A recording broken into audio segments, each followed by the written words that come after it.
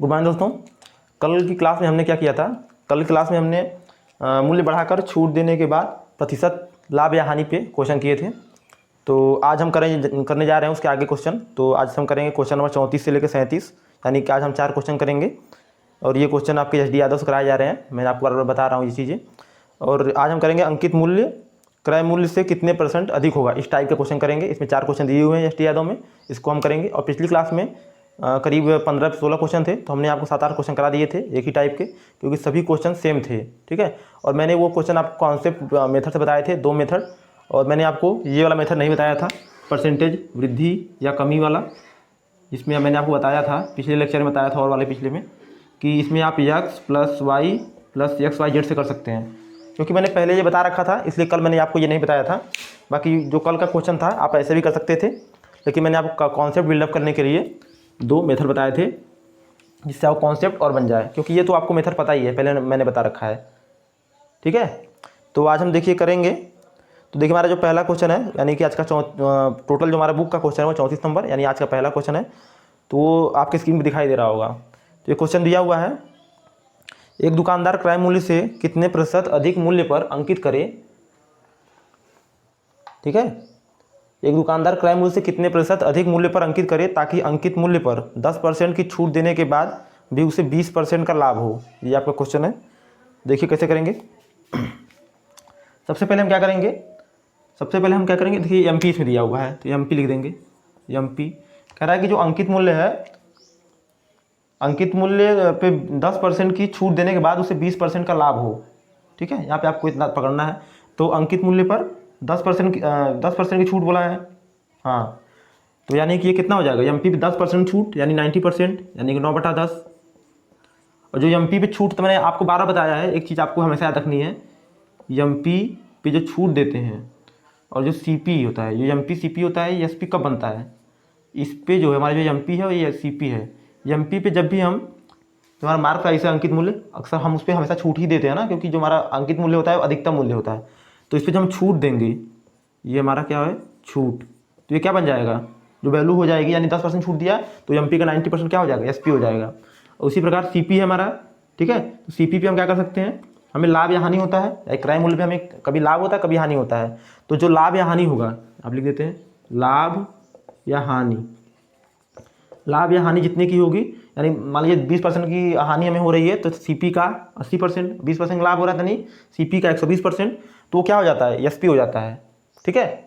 यानी कि एमपी पे छूट एसपी हो जाएगा, यानी सेलिंग प्राइस, और सीपी पे लाभ या हानि दोनों भी जो भी होगा वो हमेशा एसपी होगा, यानी कि विक्रय मूल्य। तो यहाँ पे आपको बोला था कि एमपी का जो है हमारा अंकित मूल्य है, उसका 10% छूट, तो यानी सेलिंग प्राइस क्या हो जाएगा, एमपी का 9/10 यानी 90%। और आगे आपसे बोला है फिर कि आप क्या बोला है, 10% छूट देने के बाद भी उसे 20% का लाभ हो। तो लाभ हानि किस पे होता है, क्रय मूल्य पे। तो कितना लाभ बोला है, 20% का। तो अगर हमारा क्रय मूल्य सीपी है तो उसका 120% क्या हो जाएगा, 120% यानी 6/5। अब चूंकि ये भी आपका जो है, ये हमारा जो वैल्यू है ये भी एसपी है, यानी सेलिंग प्राइस विक्रय मूल्य है, ये भी हमारा विक्रय मूल्य है, इसलिए मैंने दोनों को बराबर कर दिया। क्योंकि ये एमपी पे यहाँ छूट हुआ था और यहाँ पे लाभ हुआ था, यहाँ पे हानि भी होता तो भी ये विक्रय मूल्य होता। तो हमने दोनों बराबर कर दिया। अब देखिए कैसे करेंगे। अब देखिए एमपी यहाँ पे है, सीपी उधर लाएंगे, एमपी बटे सीपी। अब यहाँ पे 6/5 है, यहाँ पे हो जाएगा 10/9। अब ये 5 से ये 2 बार जाएगा, ये आपका हो जाएगा, यहाँ पे लिख देते हैं, ये हो जाएगा वो 6 दूनी के 12/9, यानी कि एमपी बटे सीपी बराबर क्या हो जाएगा, 12/9। एमपी बटे सीपी 12/9 हो गया। तो इतना तो मैंने आपको, इसके आगे का क्वेश्चन मैंने आपको मेथड आपको पता है, वैसे मैं फिर भी करा देता हूँ। देखिए एमपी मैंने बताया था कि जब भी आपको इस फॉर्म में मिले क्वेश्चन, या तो आपको अगर प्रॉब्लम हो रही है बटे में तो आप इनको चेंज कर लीजिए। चेंज कैसे करेंगे, मैंने बताया था, दोनों संख्याओं में सेम वैल्यूज गुणा कर लेंगे। जैसे कौन सी, X Y A B C D, ऐसी संख्याओं गुणा कर लेंगे चर राशि से। तो इसमें हम एमपी क्या हो जाएगा हमारा, एमपी लिखेंगे तो हो जाएगा 12x और सीपी हो जाएगा 9x, इस फॉर्म में लिख सकते हैं। और इसके बाद मैंने एक बताया था कि आप अगर इसमें आपका कोई डाउट नहीं है, इसमें आपका परेशान नहीं होते हैं, तो आपको ज़्यादा ये करने की जरूरत नहीं है। आप डायरेक्ट क्या करेंगे, एमपी, यानी आपका कॉन्सेप्ट क्लियर है, आपको समझ में आता है कि ये कैसे होता है, जो हमने यक्स दोनों में गुणा करते हैं। तो आप क्या करेंगे, सीधे एमपी यहाँ देखा आपने, सीपी देखा, डायरेक्ट इसको देखेंगे, यानी एमपी जो सामने है वो क्या हो जाएगा, एमपी वैल्यू हो जाएगी यूनिट है ये, ठीक है, और सीपी की ये इसकी यूनिट हो जाएगी। तो एमपी की यूनिट कितनी है 12 यूनिट, सीपी कितनी है 9 यूनिट।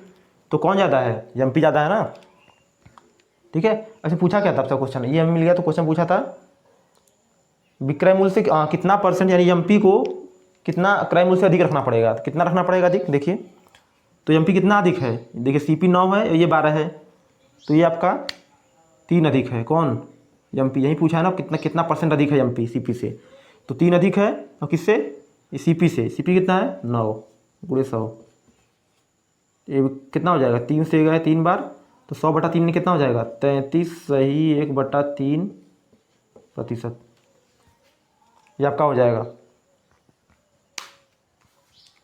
यानी कि क्रय मूल्य से इतना अधिक अंकित करेगा तो उसको जो है 20% का लाभ होगा, ठीक है। तो ये आपको समझ में आ गया होगा। अब मैं आपको बताऊंगा इसी क्वेश्चन करने का दूसरा मेथड, क्योंकि हम अपने सभी क्वेश्चन में आपको कम से कम 2 मेथड बताते हैं। तो देखिए दूसरा मेथड कैसे करेंगे,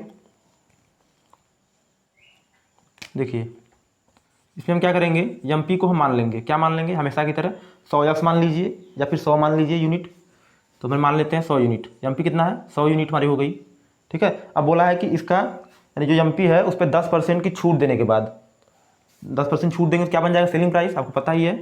तो 10% छूट देंगे तो क्या हो जाएगा, 100 पे 10% छूट यानी 90 हो गया। ये क्या हो गया, एमपी का जो हमने छूट दिया 10% का, तो एमपी भी जो छूट देते हैं क्या बन जाता है सेलिंग प्राइस यानी विक्रय मूल्य हो गया। फिर आगे बोल रहा है कि सीपी, ठीक है, आगे आपके क्या बोल रहा है, सीपी से सीपी जो है हमें 120% लाभ होना चाहिए, छूट देने के बाद भी हमें 120% लाभ होना चाहिए। तो लाभ किस पे होता है आपका, लाभ जो आपका होता है वो हमेशा आपका क्रय मूल्य पे होता है। तो विक्रय मूल्य क्या हो जाएगा, सीपी का चूंकि बोला है 120% यानी 6/5, ये भी विक्रय मूल्य, और ये तो विक्रय मूल्य था ही क्योंकि ये एमपी का 10% हमने घटा दिया था, यानी एमपी का 90% है ना, ये सेलिंग प्राइस है।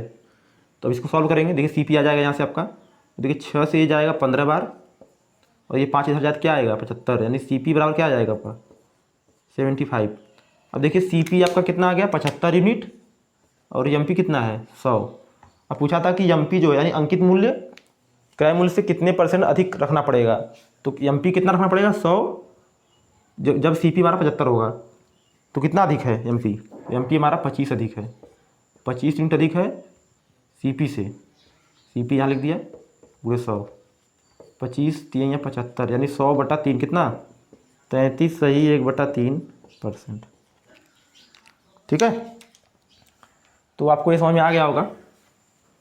इसमें कॉन्सेप्ट आपको ये समझना था कि यानी जो आपको हमेशा ये याद रखनी है कि जो एमपी पे जो छूट दी जाती है आपको वो हमेशा आपका सेलिंग प्राइस होता है, और जो सीपी पे जो भी लाभ यानी जो हमें लाभ हानि होता है ना, कोई किसी वस्तु में लाभ हानि होती है तो हमारा हमेशा विक्रय मूल्य होता है। भाई हम कहते हैं कि हमने कोई वस्तु खरीदी, कितने में खरीदी 100 रुपये में, हमने उसे बेचा, तो हमने कहा कि भाई हमने 20% लाभ हुआ, जब हमने यानी बेचा तो 20% लाभ हुआ, हमने उसे किसी को दिया तभी तो हमें लाभ हुआ 20%।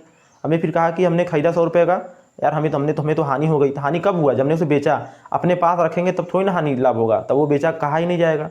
जब लाभ हानि तभी होगा जब किसी वस्तु को हम विक्रय करेंगे। इसीलिए जो आपका सेलिंग प्राइस होता है वो सीपी पे लाभ या हानि जो भी होता है वो आपका सेलिंग प्राइस बन जाता है, और एमपी पे चूंकि मार्क प्राइस होता है वो अंकित मूल्य किसी वस्तु पे छपा होता है तो मैक्सिमम मार्क प्राइस होता है। इसलिए उसमें क्या होता है ये नहीं दिया होता है कितना और बढ़ा दें, हाँ एक क्वेश्चन कभी हो भी सकता है, लेकिन अगर हो भी रहा है तो भी उस केस में भी आपका वो हमेशा सेलिंग प्राइस रहेगा, या तो एमपी से वैल्यू बढ़ा दी जाए या उसमें छूट दे दी जाए, ठीक है। तो अक्सर आपको क्वेश्चन में छूट ही मिलेगा 99%, तो इसलिए हमने आपको बताया छूट की फॉर्म में।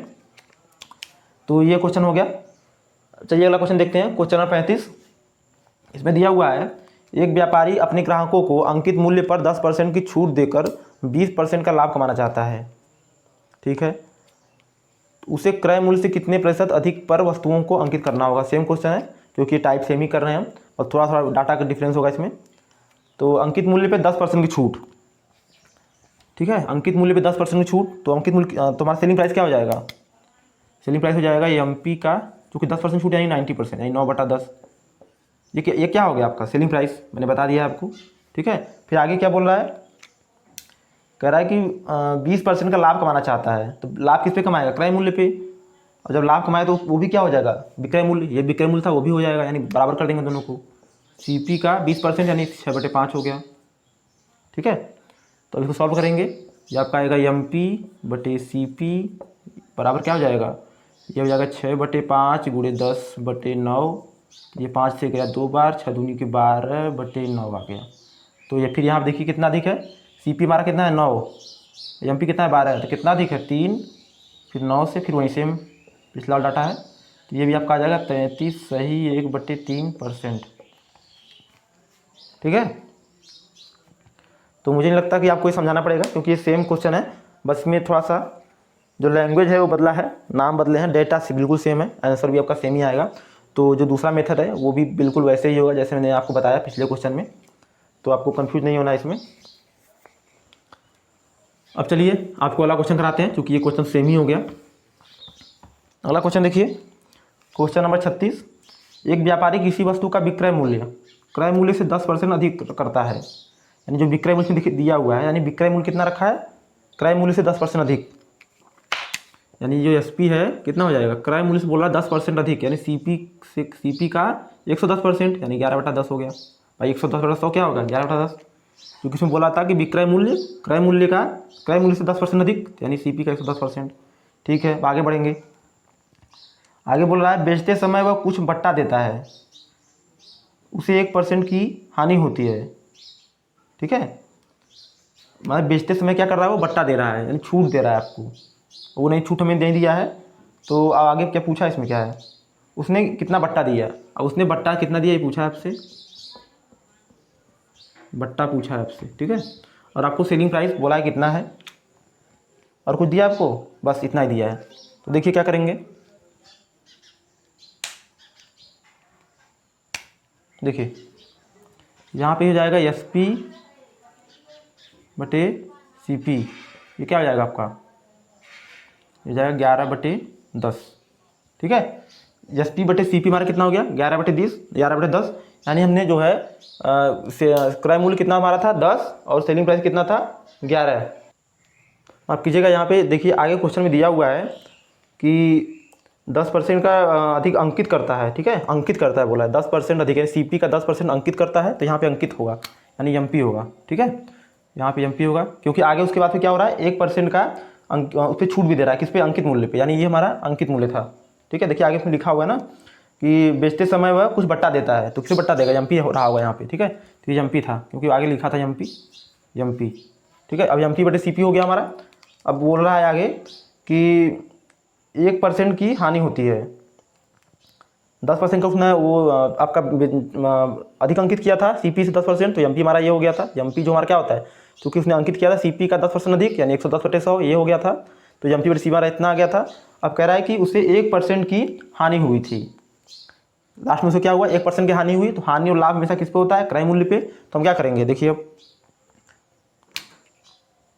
हमें हानि हुई है, यानी कि जो 10 हमारा CP है, CP 10 है, 10 यूनिट का 1% की हानि, यानी कि 99% पे बिका, सेलिंग प्राइस हो गया, यही हुआ सेलिंग प्राइस ना। जो लाभ हानि होता है क्रय मूल्य पे, वो क्या होता है हमारा, सेलिंग प्राइस, ये हो गया सेलिंग प्राइस। और ये हमारा किसके बराबर है, तो ये आपका किसके बराबर हो जाएगा, देखिए क्वेश्चन में दिया है 1% की हानि होती है। हाँ, तो ये आपका इसको कट करेंगे हम लोग, कितना आ जाएगा, तो ये 0 से 0 जाएगा अपना, और ये 9.9 आ जाएगा। ठीक है, सेलिंग प्राइस 9.9 आ जाएगा आपका।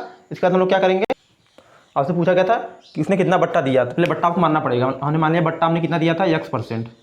ठीक है, बट्टा X% दिया था, तो हम क्या करते थे पहले, यहाँ पे 9.9 रहेगा, तो ये हमारा तो विक्रय मूल्य आ गया था, चूँकि क्रय मूल्य का बोला था 1%, चूँकि क्रय मूल्य का 1% हानि हुई है, यानी 99%, तो ये आ गया। और कह रहा है कि कितना बट्टा दिया था, तो बट्टा किस पे देते हैं, मार प्राइस पे, अंकित मूल्य पे, तो हमारा MP यहाँ पे हो जाएगा। हमने कहा माना है कि बट्टा X% है, यही हमसे पूछा है, तो X% जब दिया है तो क्या हो जाएगा, तो आपका हो जाएगा 100 - X/100, यही होगा ना भाई। जब पहले होता था, जब हम कहते थे 5% बट्टा दिया, तो क्या लिखते थे उसको, MP का 95/100 ये लिखते थे, यानी क्या करते थे, 100 में से 5 हटाते थे ना, तभी 95 आता था, फिर यहाँ 100 करते थे। तो यहाँ आपने सेम वही किया, 100 में से हटा लिख दिया। अब इसको सॉल्व करेंगे, देखिए क्या आएगा। अब MP यहाँ पे MP जो क्या हो जाएगा, MP वैल्यू में पता है ना 11 हो गया। ठीक है, अब x निकालेंगे यहाँ से, देखिए क्या आएगा। अब ये 100 इधर आएगा, तो ये हो जाएगा आपका 990/11 बराबर 100 माइनस यक्स, इतना होगा। और 11 से जाएगा 9 बार, 90 हो गया। यक्स और क्या आ जाएगा 10%। ठीक है, तो ये आपका 10% हो जाएगा। इसका जो राइट आंसर होगा 10%, यानी 10% ने बट्टा दिया था। अब चलिए अगला क्वेश्चन देखेंगे हम लोग। Question number 37। क्वेश्चन नंबर 37 आपकी स्क्रीन पर दिखाई दे रहा होगा।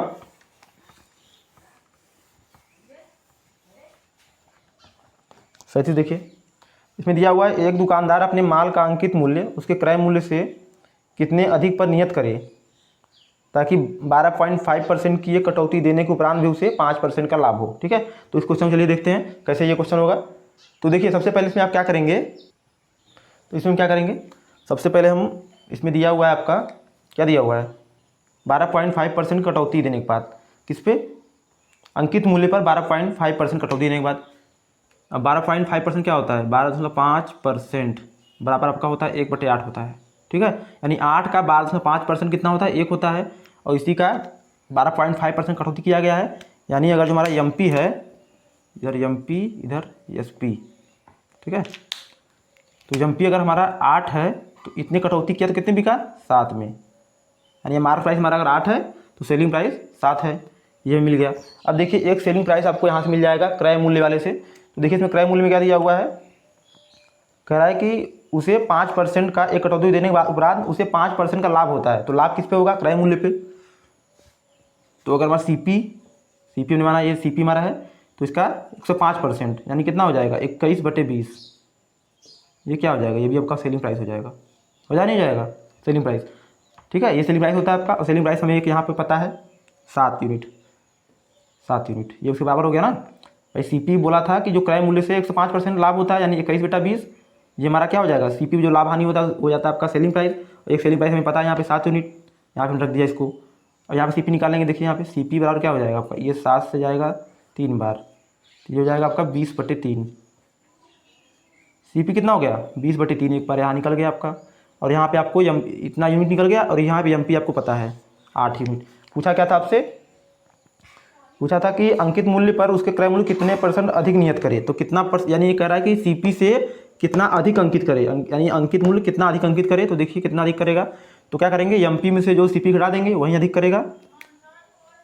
तो देखिए 8 हमारा एमपी है, इसमें घटा देंगे 20/3, और नीचे क्या होगा, सीपी रहता है हमेशा, क्योंकि सीपी में से पूछा है हमने, सीपी से पूरे 100 कर देंगे। अब देखिए यहाँ से ये यहाँ पूरा होगा 8 तरीके 24 में 20 गया, 4/3। फिर यहाँ पे जो नीचे ये 20/3 है रिवर्स हो जाएगा, तो ये हो जाएगा 3/20 गुणे 100, 20 से कम 20, 20 पंजे के 100, और 3 से 3 चला जाएगा, और 4 पंजे 20 यानी 20%। ठीक है, तो ये भी क्वेश्चन बिल्कुल ईजी था। बस इसमें आपको क्या था, भिन्न भिन्न दिया हुआ था, इसलिए थोड़ा आपको डाउट लग रहा होगा। तो इसमें सबसे पहले क्या किया था, 12.5% बोला था कि छूट दिया है अंकित मूल्य पे, तो हमने इसको इस फॉर्म में चेंज किया। फिर हमने कहा कि 8 का जो 12.5% होता है वो 1 होता है, अब 12.5% का छूट दिया है, तो क्या करेंगे, यानी कि ये एक के बराबर था, एक बराबर, यानी 8 का अगर एमपी है तो सेलिंग प्राइस कितना होगा 7। ठीक है, और दूसरे कथन में आपसे ये बोला था कि जो उसको लाभ कितना होता है, लाभ होता है 5% का, और जो लाभ होता है उसको वही हमारा सेलिंग प्राइस होता है। तो एक सेलिंग प्राइस तो आपको यहाँ से मिल गया था अंकित मूल्य के द्वारा, दूसरा आप यहाँ निकाल लेते, हमने निकाल लिया सेलिंग प्राइस, अरे सॉरी सीपी में रख के, क्योंकि सीपी का ही तो जो लाभ होगा वही हमारा सेलिंग प्राइस होगा। तो हमारा कितना है 20/3, इसको रख के सॉल्व कर लिया। अब चलिए इसको करते हैं दूसरे तरीके से, देखिए कैसे करेंगे इसको। इसके लिए हम क्या करेंगे, मान के जैसे करते थे हम यूनिट में, तो हमने क्या करेंगे, सबसे पहले हम मानेंगे एमपी को हमने मान लिया 100 यूनिट, कितना माना 100 यूनिट। अब इस पर क्या बोला था 12.5% का छूट, एमपी पे 12.5% छूट दिया है, इसका मतलब सेलिंग प्राइस क्या हो जाएगा, सेलिंग प्राइस हो जाएगा ना, इस पर जो छूट दिया जाता है वही हमारा, जितना छूट देने के बाद बचता है वही हमारा सेलिंग प्राइस होता है। तो हो जाएगा 12.5% छूट देंगे तो हो जाएगा आपका 87.5 हो जाएगा। अब आगे क्या बोला था आपसे, आगे आपसे बोला था कि जो क्रय मूल्य है, ठीक है, हमें 20% का यानी 5% का मेरा प्रॉफिट हुआ है, तो प्रॉफिट हमेशा किस पे होगा, क्रय मूल्य पे होगा। तो यानी अब एस पी बराबर क्या हो जाएगा, सी पी का 105/100, या इसको क्रॉस करके क्या हो जाएगा 21/20। ठीक है, अब यहाँ पे एस पी आप ई वाला रख देंगे, ठीक है, 87.5। यहाँ से आप सी पी निकालेंगे, ठीक है, सी पी आपका वैल्यू आएगा और यहाँ पे आपको एम पी दिया हुआ है। इसको आप फिर सॉल्व करेंगे, यानी कितना अधिक है तो एम पी में सी पी घटा के M P minus C P, तब निकल जाएगा कितना आपका, यानी कितना अधिक है एम पी, करीब कितना अधिक है एम पी, और निकालना किस में था, सी पी में से इंटू 100 कर देंगे, तो ये आपका आ जाएगा 20%। इसको आप करेंगे, ठीक है। तो आज का हमने लेक्चर यहीं पे कंप्लीट करते हैं, क्योंकि हमारे इसमें 4 क्वेश्चन थे, हमने इसको कर लिया। अगर फिर भी आपको इसमें कहीं डाउट रह जाता है तो हमें ज़रूर बताइए कमेंट बॉक्स में, ठीक है। बाकी फिर आपसे मिलेंगे हम अगले लेक्चर में, जिसमें आपको हम आगे कराएंगे क्वेश्चन। आगे क्या दिया हुआ है, तो आगे इसमें देखिए दिया हुआ है, आगे हम पढ़ेंगे समतुल्य बट्टा। समतुल्य बट्टा पर आधारित क्वेश्चन है। उसके बाद एक टाइप और है जिसमें अपठनीय बट्टा पर आधारित प्रश्न है। बस इसके बाद हमारी ये सीरीज खत्म हो जाएगी। और ये हमारे जो क्वेश्चन कराए जा रहे हैं, मैं आपसे बार बार बता रहा हूँ कि ये एच.डी. यादव के क्वेश्चन है। अगर आपका एच.डी. यादव बुक है तो कीजिए, नहीं तो मैं आपको क्वेश्चन प्रोवाइड करा रहा हूँ स्क्रीन पे, तो आप उसे सॉल्व कीजिए। बाकी आप कहीं से भी किसी से भी बुक से क्वेश्चन करेंगे तो बाकी सब सॉल्व हो जाएंगे, क्योंकि इसमें सारे जो एच.डी. यादव में हैं सभी तरह के लगभग क्वेश्चन दे दिए हुए हैं। तो मैं आपको सभी तरह के क्वेश्चन भी करा रहा हूँ। और अगर आप रेलवे की तैयारी करते हैं तो हमारे चैनल पे मैथ तो आप पढ़ ही रहे हैं, साथ ही साथ आप सामान्य विज्ञान की हमारी सीरीज चलती है, डेली शाम को 8 बजे क्लास आती है उसकी, जिसमें हम 35 MCQ करते हैं, जिसमें कभी आपके फिजिक्स, केमिस्ट्री और कभी बायोलॉजी के क्वेश्चन किए जाते हैं। तो आप उन्हें ज़रूर अटेंड कीजिए।